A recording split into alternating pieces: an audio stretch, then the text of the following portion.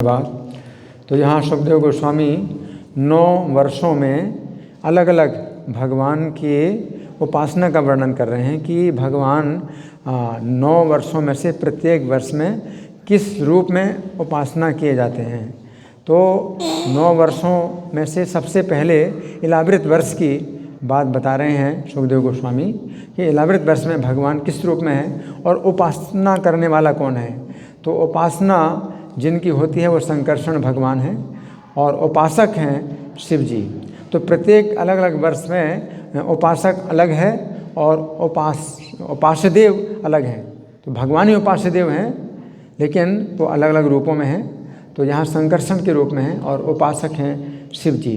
फिर ये भी समझना है कि जो अर्चा विग्रह है ये कोई अर्चा विग्रह यहाँ प्रत्येक वर्ष में पत्थर के नहीं है या धातु के नहीं है। ये अर्चा विग्रह किस रूप में है, ये उनकी भावना के अनुसार प्रकट होते हैं। तो शिव जी जो है संकर्षण भगवान का ध्यान करते हैं तो ध्यान में ही वो प्रकट हो जाते हैं।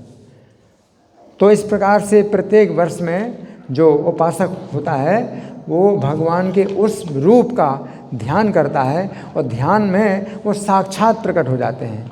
वो फिर ऐसा नहीं है कि वो जो है अपनी एक कल्पना हो, वो साक्षात प्रकट हो जाते हैं। फिर श्लोक संख्या 15 में जो बताया गया है और प्रभु जी ने भी काफ़ी चर्चा की है कि इलावृत वर्ष में ये मतलब शिव जी ने ऐसा जो है बना दिया है, वचन दे दिया है पार्वती को कि इस स्थान में कोई आएगा पुरुष तो स्त्री बन जाएगा। लेकिन ये पूरा इलावृत वर्ष का क्षेत्र नहीं है, ये सुकुमार वन जो कि करवीर पर्वत और कैलाश पर्वत के बीच में स्थान है। यहाँ पर शिवजी पार्वती के साथ रमण कर रहे थे और 4 कुमार आए उनसे मिलने के लिए। तो जब देखा कि वो पार्वती के साथ में हैं तो ब्रह्मा जी के पास चले गए और पार्वती जी बड़ी लज्जित हुई। तो शिव जी ने उनको प्रसन्न करने के लिए ऐसा वर दे दिया। तो जो सुद्युम्न जो मनु का पुत्र जब गया था सुकुमार वन में, उसे पता नहीं था कि इस स्थान में जो है ऐसा शिव जी का ऐसा जो है प्रभाव है। तो वो जब सुकुमार वन में प्रवेश किया था तो उसके साथ जितने सैनिक थे तो वो भी स्त्री बन गए हैं। तो सुद्युम्न ही केवल स्त्री नहीं बना, उसके साथ जितने सैनिक थे वो भी स्त्री बन गए। और जो घोड़े थे जिन पर वो सब सैनिक बैठे थे और सुद्युम्न बैठा था वो सब घोड़ी बन गए।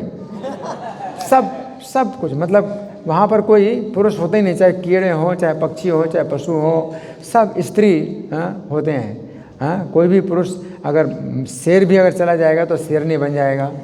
तो वहाँ उस स्थान में मतलब पुरुष जाति है ही नहीं, किसी भी होने पुरुष जाति नहीं है, सब स्त्री जाति के होते हैं। तो ये जो है यहाँ पर ऐसा वर्णन हुआ है। और शिव जी जो है संकर्षण भगवान की उपासना करते हैं। तो संकर्षण भगवान भी प्रलय करते हैं। जो सबसे नीचे पाताल के नीचे संकर्षण भगवान हैं तो वो शेष जी के रूप में हैं। तो अपने मुख से आग निकालते हैं।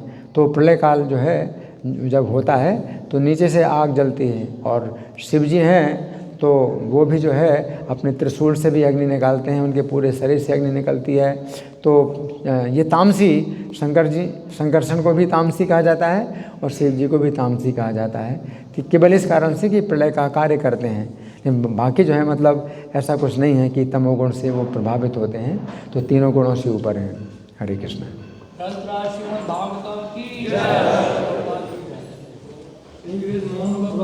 जय